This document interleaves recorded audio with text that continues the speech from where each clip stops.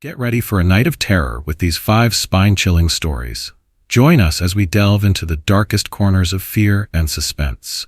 From the isolated security guard facing mysterious threats to the radio host stalked by an unknown caller, each tale will leave you on the edge of your seat.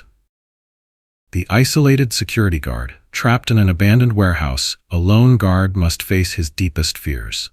The midnight delivery. A night shift driver picks up a hitchhiker with sinister intentions. The hospital nightmares. A nurse discovers that one of her patients is not what they seem. The surveillance nightmare. A security monitor uncovers a sinister plot that threatens his sanity. The radio broadcast. A radio host is stalked by a mysterious caller who seems to know her every move. These stories are not for the faint of heart. With jump scares and bone-chilling plot twists, you'll be questioning reality until the very end.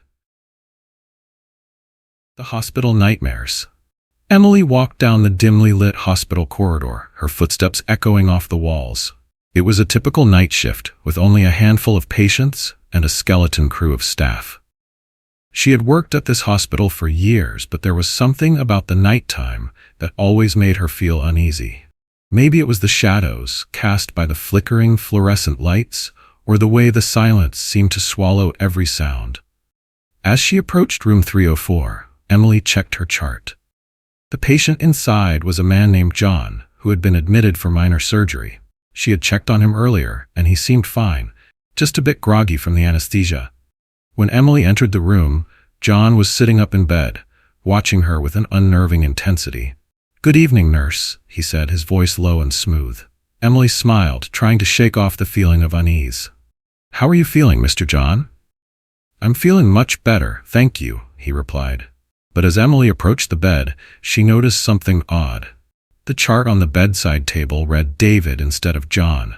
"Excuse me," Emily said, trying to sound casual. "I think there might be a mistake with your chart. It says David here." John's expression didn't change, but his voice took on a slightly menacing tone. "Oh, that? Just a clerical error, I'm sure." Emily wasn't convinced. She decided to check the hospital records, but when she returned to the nurse's station, she found that the computer system was down. Frustrated, she decided to ask her colleague, Mark, if he knew anything about the patient. Mark looked puzzled. "I thought the patient in 304 was a woman named Sarah," he said. Emily's confusion turned to alarm. She rushed back to room 304, but when she entered, the patient was gone. The bed was empty and the room was spotless, as if no one had ever been there. Suddenly, Emily heard a voice behind her. "Looking for me?" She spun around, and there was the patient standing in the doorway. But this time, he looked different. His face was slightly altered, and his eyes seemed to gleam with an otherworldly intensity. "Who are you?" Emily demanded, trying to keep her voice steady. The patient smiled. "I'm whoever you want me to be," he said. "And I know all your secrets, Emily. I know about your fear of spiders, your fear of being alone in the dark." Emily's heart was racing. She felt like she was losing control, like her own sanity was slipping away. She tried to call for security, but her phone had no signal. As she backed away from the patient, she stumbled upon a door she had never noticed before. It was hidden behind a curtain, and it looked like it hadn't been used in years. The patient gestured for her to open it. With trembling hands, Emily turned the handle and pushed the door open. Inside, she found a room filled with old medical equipment and files. And on the wall, there was a single photograph. It was a picture of Emily herself, taken years ago. The patient's voice whispered in her ear. "You've been here before, Emily. You've always been here." As Emily turned to face him, she saw that his face had changed again. This time, it was her own face staring back at her. Suddenly, everything went black. When Emily came to, she was lying on the floor of room 304. The patient was gone, and the room was empty. But as she looked around, she realized that something was terribly wrong. The hospital was deserted, and the only sound was the creaking of old machinery. And then, she saw it. On the bedside table, there was a note. "You've always been the patient," it read. Emily's blood ran cold.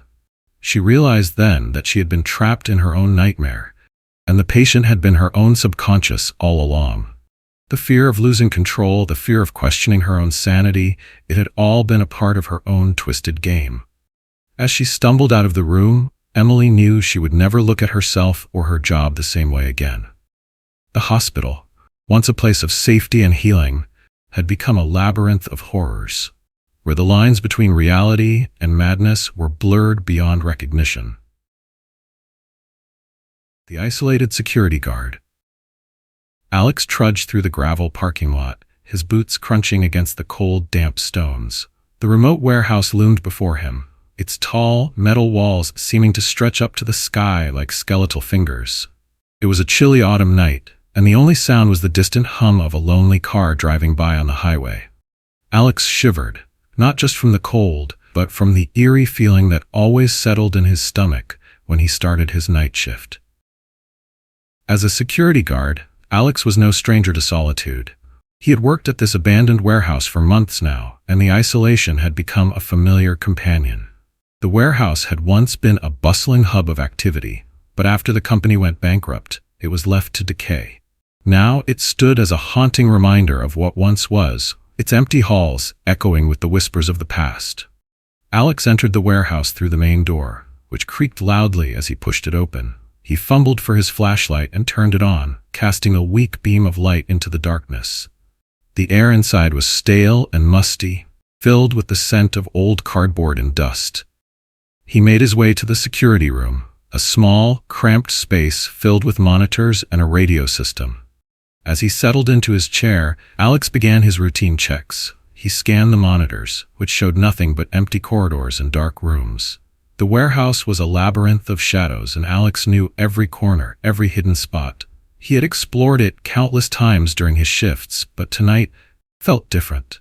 Tonight, the silence seemed thicker, more oppressive. Just as Alex was starting to relax, the radio crackled to life. "Hello, is anyone there?" a voice said, sounding friendly and casual. Alex's heart skipped a beat.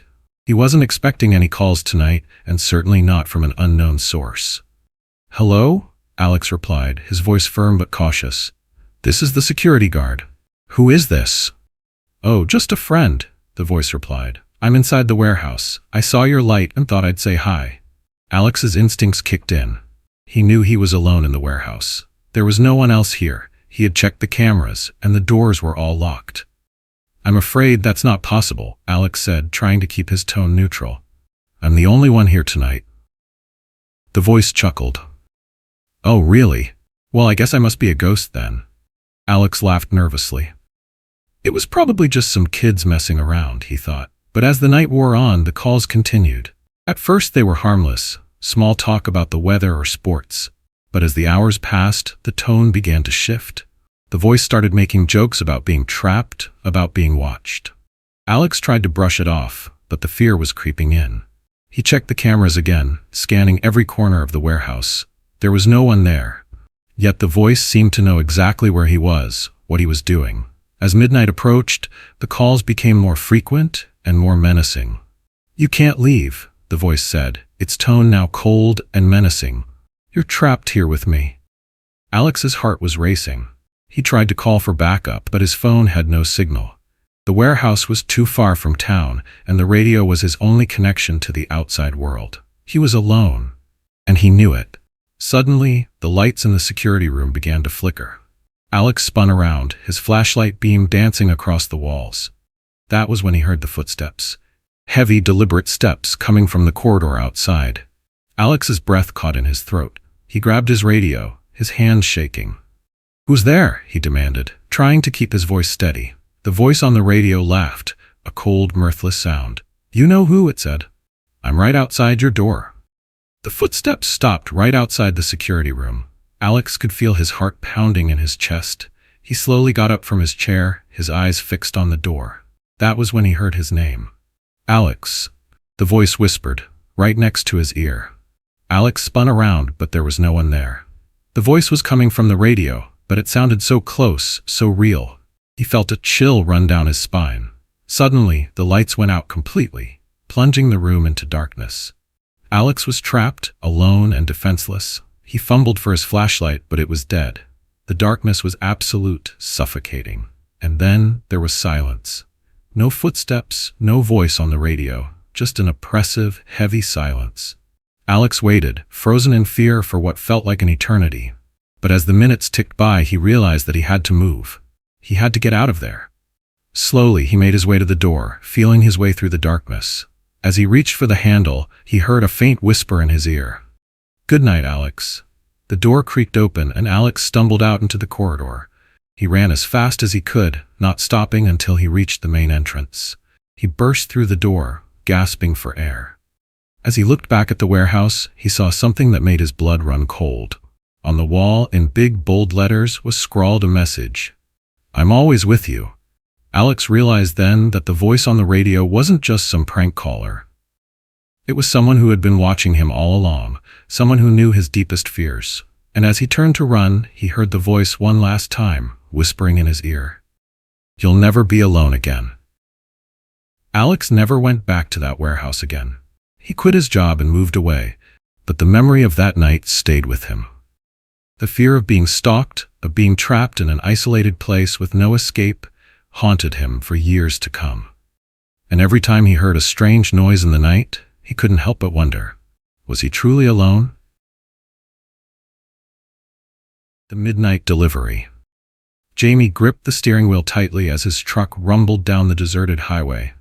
The storm outside was intense, with heavy rain pounding against the windshield and flashes of lightning illuminating the dark sky. It was nights like these that Jamie hated being a delivery driver. The isolation and the constant feeling of being alone made him uneasy. As he rounded a bend, Jamie noticed a figure standing by the side of the road, thumb raised in a hitchhiking gesture. For a moment, Jamie hesitated. He wasn't supposed to pick up hitchhikers, but something about the figure seemed desperate. Maybe it was the way the rain was drenching them, or maybe it was just Jamie's own sense of loneliness. Whatever it was, he decided to pull over. The hitchhiker ran towards the truck, splashing through puddles as they went. Jamie rolled down the window, and the hitchhiker climbed in, shaking the rain off their jacket. "Thanks for the ride," the hitchhiker said, smiling warmly. "I'm Max." Jamie nodded, trying to return the smile. "Jamie, where are you headed?" "Just a few miles down the road," Max replied. "I'm on my way to visit some friends." As they drove, Jamie and Max chatted about everything from the weather to their favorite movies. Max seemed friendly and easygoing, and Jamie found himself relaxing in their presence. But as the conversation went on, Jamie started to feel a creeping sense of unease. Max seemed to know a lot about Jamie's life. They mentioned his favorite coffee shop, his love for old cars, and even his childhood dog's name. At first, Jamie thought maybe they had met before, but as the details kept coming, he realized that was impossible. "How do you know all this?" Jamie asked, trying to keep his tone light. Max chuckled. "Just small talk, I guess. People tell me things." But Jamie wasn't convinced. There was something unsettling about Max's smile, something that made Jamie's skin crawl. He tried to focus on the road, but his eyes kept drifting back to Max, who was watching him with an unnerving intensity.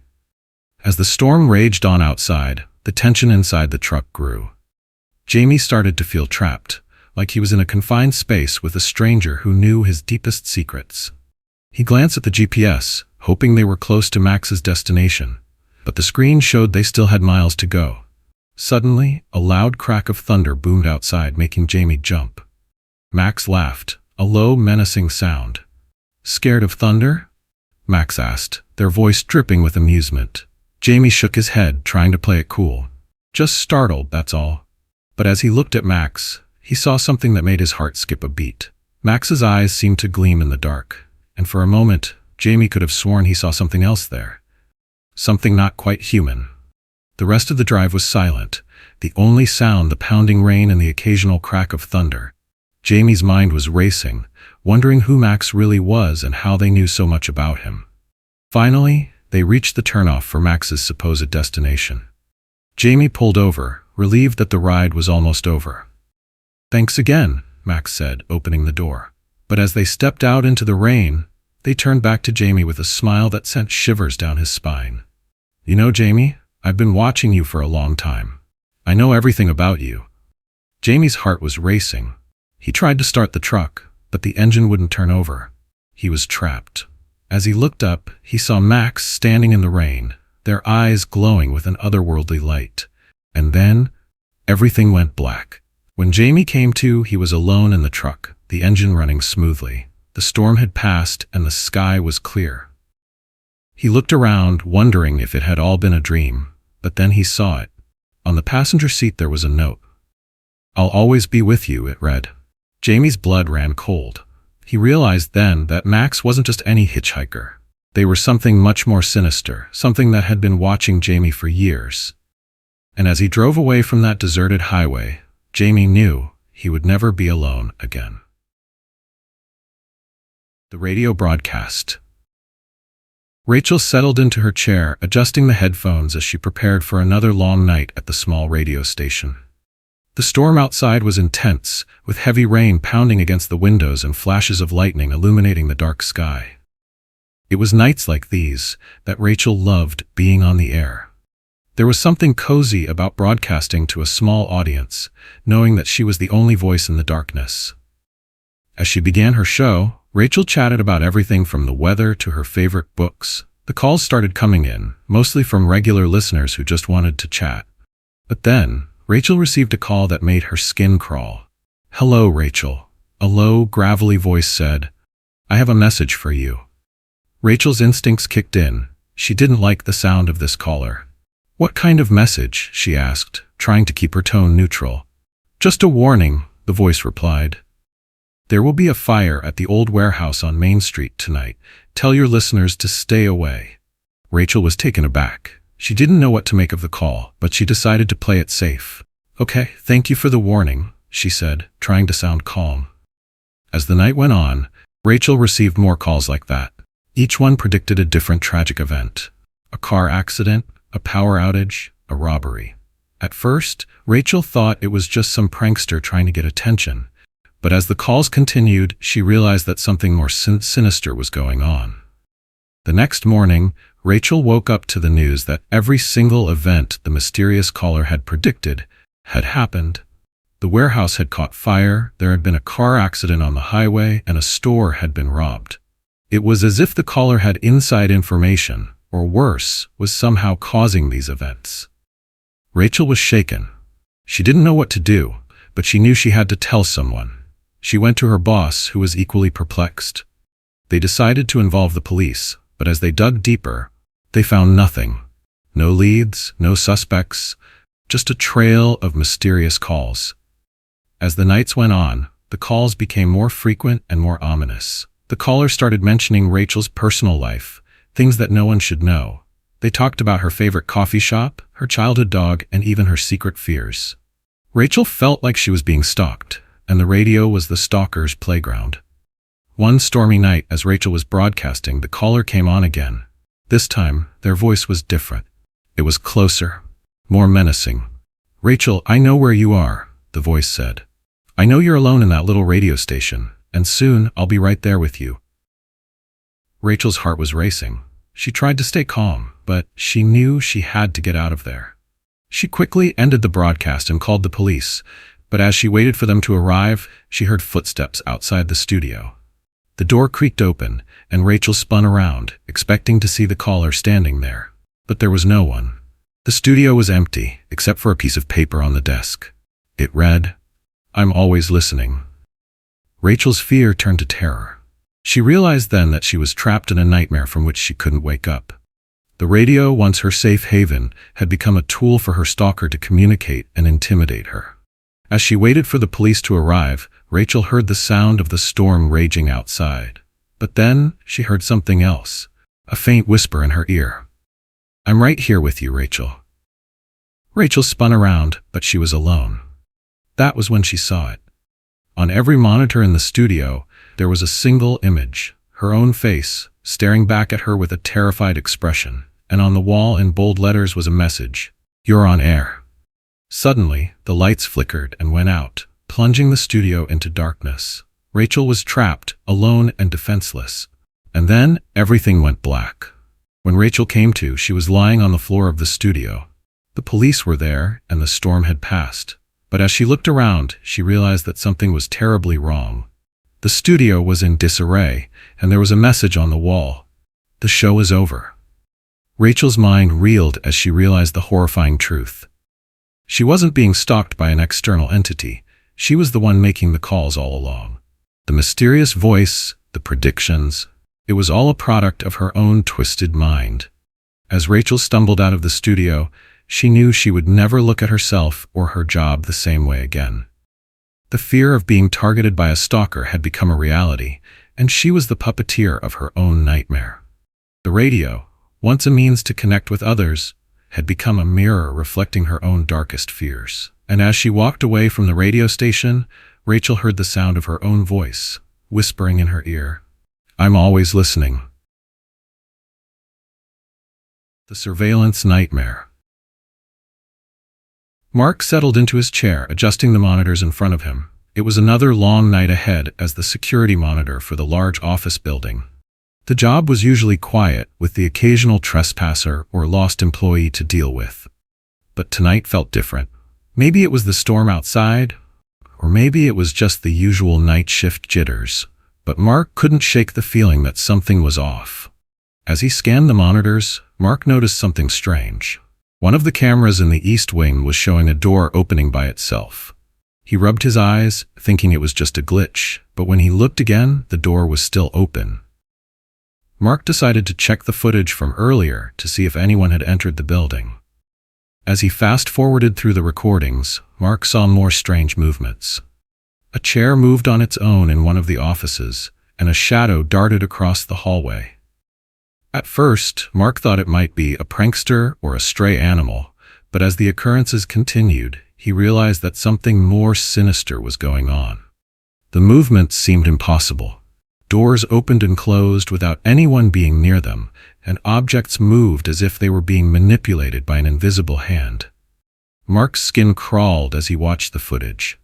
It was as if the building itself was haunted.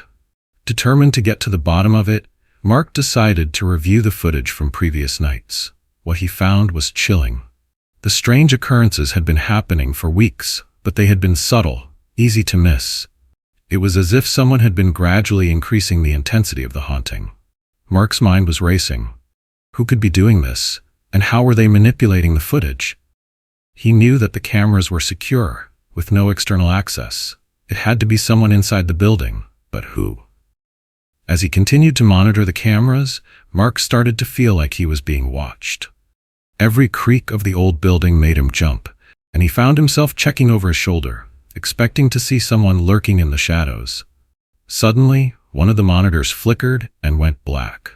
Mark's heart skipped a beat as he tried to reboot the system.